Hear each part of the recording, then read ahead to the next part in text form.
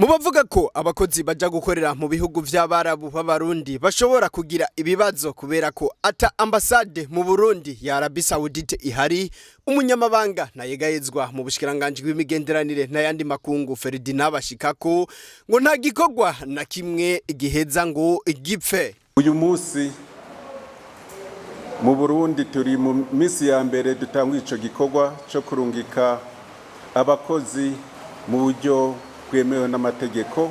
Nkuko mubizi Uburundi turafise ambasade Riyade muri Arabie Saoudite, kandi turafise abakozi.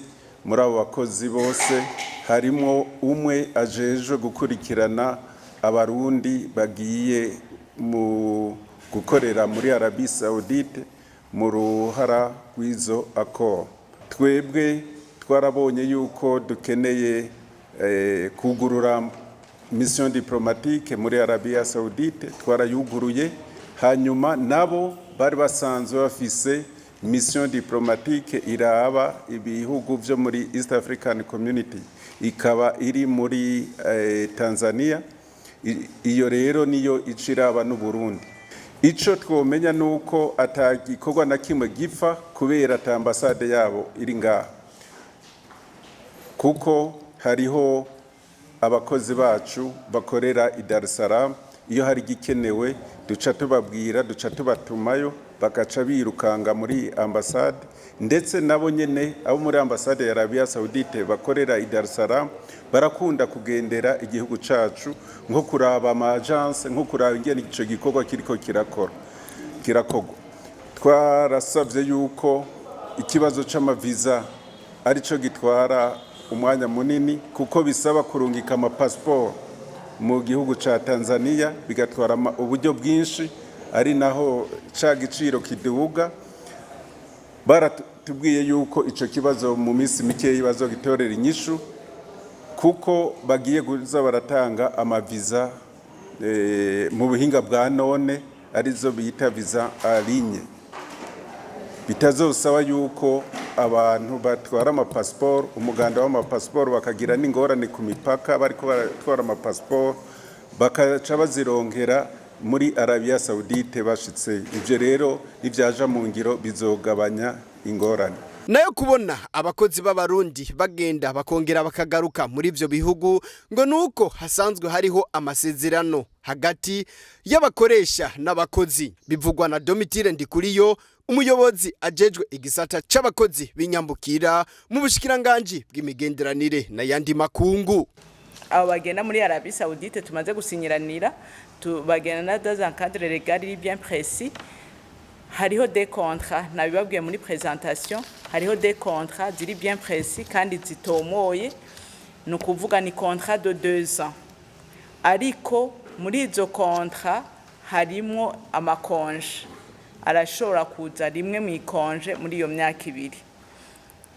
Bivana rero n'umukoresha, hariho n'igihe ashobora gusaba uruhusha. Hariho abahora nzambona baciye muri ministère basavye uruhusha rw'indwi nka 2 canke indwi imwe, akaza aje kuraba umuryango agasubira inyuma.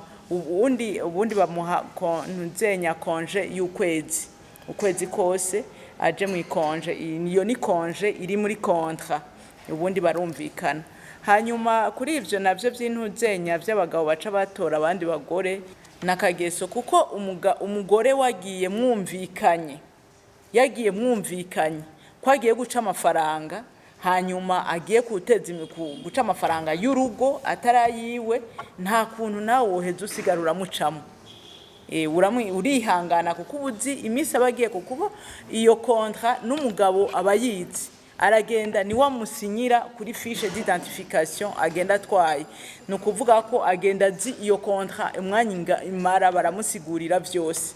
Ndikumana Mertusi aserukira urunani rw'amashirahamwe asanzwe afasha kurondera akazi kunyambukira, atwiganira ingene ayo mashirahamwe akorana n'abakoresha bo muri ivyo bihugu. Agence responsable y'umuntu yarungitse bari teni kumukurikirana uburyo bwose, ubuzima bwose arimwo. Donc no kuvuga ko iyo bagiye no munsi batwara nimero ya agence murungitse, agatwara nimero yo muri ministère, turabaha n'amanimero muri ambasade, hari nabo duha abazi gusomana nabona n'amanimero y'ababosi babo ku mantu canke ama agence partenaire hari kuko bari kuri konti. Nukuvuga inifogize ikibazo arareta akabwira agence ya murungitse, iyo agence ya murungitse iravuga na agence partenaire nayo igakontakta umukoresha.